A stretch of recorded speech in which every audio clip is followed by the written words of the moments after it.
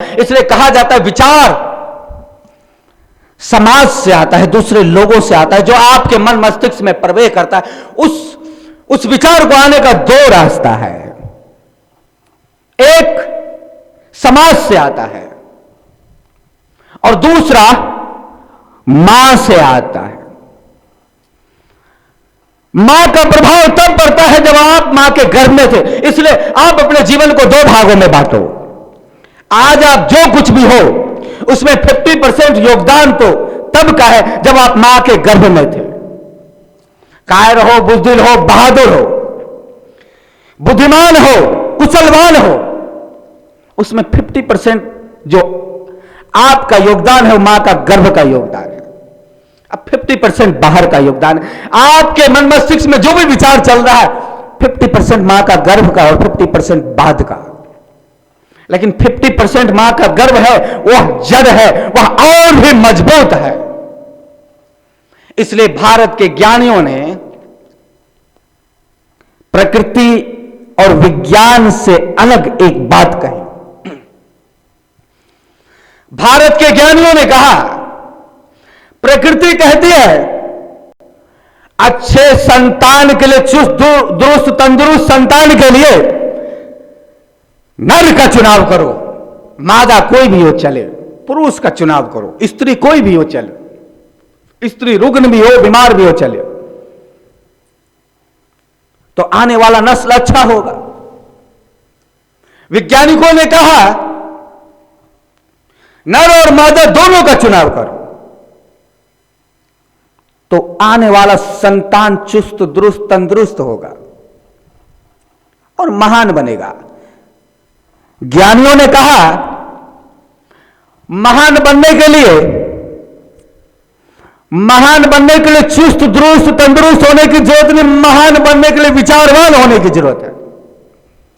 और विचार की नींव, विचार की बुनियाद मां के गर्भ में पड़ता है। इसलिए मां को विचारवान होना जरूरी है, पिता को नहीं। इसलिए भारत के ज्ञानियों ने मां को ज्यादा सम्मान दिया। इसलिए देखते इस प्रकृति में जितना भी आजू बाजू का जो भी वातावरण है, ऋषियों ने इसका नामकरण मां प्रधान से किया है। धरती जैसे धरती मां, जैसे नदियां जिससे जीवन का आदान प्रदान हो, तो जिससे जीवन चल रहा हो उस नदियां के विषय में गंगा मैया, यमुना मैया, सरस्वती मैया, यानी मां का नाम ले लिया। और जो समुद्र खारा जल दे रहा है उसको पिता की उपाधि दे दिया। आकाश जो अलग है उसको पिता की उपाधि दे दिया। लेकिन प्रकृति, जिस प्रकृति से सारा कार्य चल रहा है, तो प्रकृति को ज्ञानियों ने मां कहा। इसलिए मां प्रधान पे रखा गया कि मां। इसलिए पहले के समय में जो संतान होते थे उनको पिता के नाम से भारत में संबोधित नहीं किया जाता था। पहले जो संतान होते थे भारत में उनके मां के नाम से संबोधित किया जाता, जैसे कौंतेय, पार्थ, यशोदानंदन, देवकी नंदन, कौशल्यानंदन, सुमित्रानंदन, ऐसे नाम से पुकारा जाता था, यानी मां को प्रधान था। तो कहते हैं कि श्रेष्ठ होने के लिए, महान होने के लिए व्यक्ति को विचारवान होना चाहिए। विचार बाहर से आता है, विचार शब्द बाहर से आता है, और जो शब्द बाहर से आता है उसमें से दो रास्ते हैं, एक मां के द्वारा, एक समाज के द्वारा। जो मां के द्वारा आता है उसका संस्कार आपको गर्भ में पड़ता है। जब गर्भ में पड़ता है तो आप यह तो निर्णय नहीं कर सकते हो कि मां कैसी हो। बाहर समाज में आता है तो आप यह निर्णय कर सकते हो कि समाज बदल ले। परिवार खराब है, आप परिवार बदल सकते हो, लेकिन जब आप मां के गर्भ में हो तो मां कैसे बदल सकते? मां तो वही रहेगी, चाहे जैसी भी मां हो। मां को आप बदल नहीं सकते।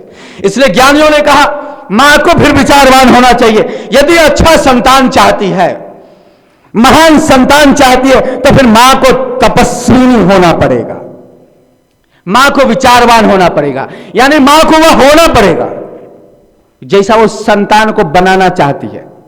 और जैसा वो संतान को बनाना चाहती है, मां वैसा नहीं होती है तो संतान वैसा हो जाएगा जैसा मां स्वयं है। मां कायर है, बेटा कायर हो जाएंगे। मां डरपोक है, बेटा डरपोक हो जाएगा। मां बुजदिल है, बेटा बुजदिल हो जाएगा। मां कामचोर है, बेटा कामचोर हो जाएगा। मां आलसी है, बेटा आलसी हो जाएगा। मां का जो जो विचार बह रहा है उसके साथ साथ वहां गर्भ में पल रहा शिशु, गर्भ में पल रहा बालक के अंदर वो विचारों का संस्कार बढ़ रहा होता है।